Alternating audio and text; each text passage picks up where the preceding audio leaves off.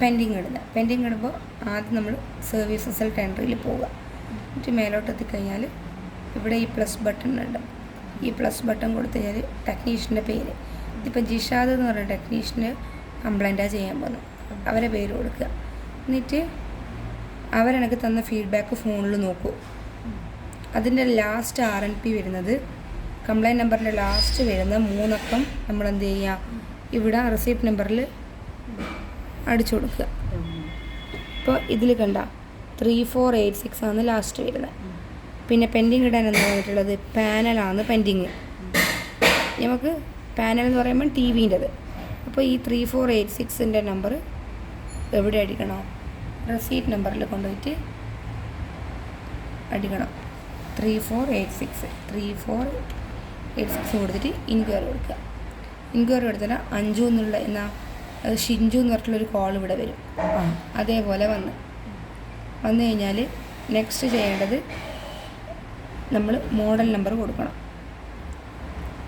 Model number technician തന്നിട്ടുള്ളത് model നമ്പറാണ് ഇത്. അപ്പോൾ ഈ 43 ഈ നമ്പറാണ് കൊടുക്കേണ്ടത് ഇവിടെ. അപ്പോൾ നമ്മളതേണോ 43 UQ7550 PSF. എന്നിട്ട് നമ്മൾ അത് കഴിഞ്ഞിട്ട് ഒരു എൻട്രി കൊടുക്കണം.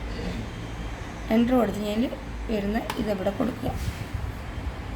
എന്നിട്ട് എന്ത് ചെയ്യണം, പാനലാണ് പെൻഡിങ്. ഇവിടെ ചെറിയ മാർക്കിൽ പാനൽ പെൻഡിങ് പറഞ്ഞിട്ട് കൊടുക്കുക. പാനൽ പെൻഡിങ്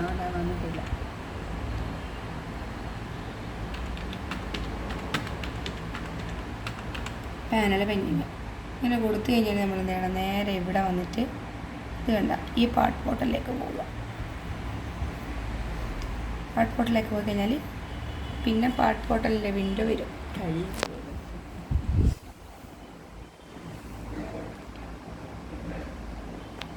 പാർട്ട് പോർട്ടലിലുള്ളത് ഇവിടെ റെൻ്റൽ എൻട്രി ഉണ്ടാകുക.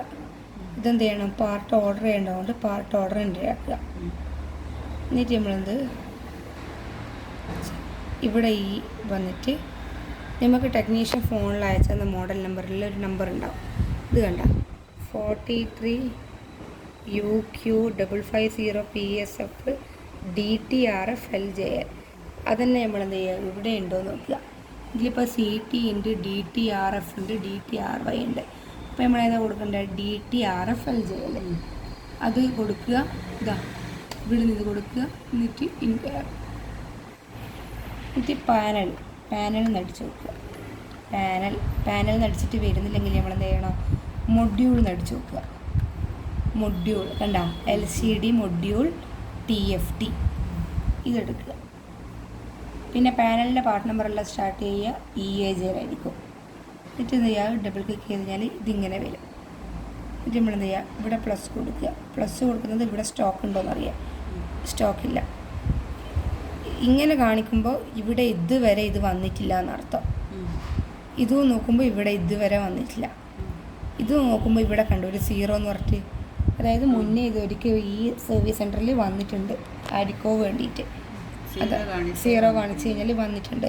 അതേപോലെ തന്നെ ഇപ്പോൾ ഇവിടെ അവൈലബിൾ സ്റ്റോക്കും ഇല്ല. എന്നിട്ട് എന്ത് ചെയ്യാം, ഇത് നമ്മൾ എന്ത് ചെയ്യണം, ഈ സാധനം എടുക്കുക. എന്നിട്ട് ആഡ് ടു ഓർഡർ കൊടുക്കുക. ഓർഡർ കൊടുത്തു കഴിഞ്ഞാൽ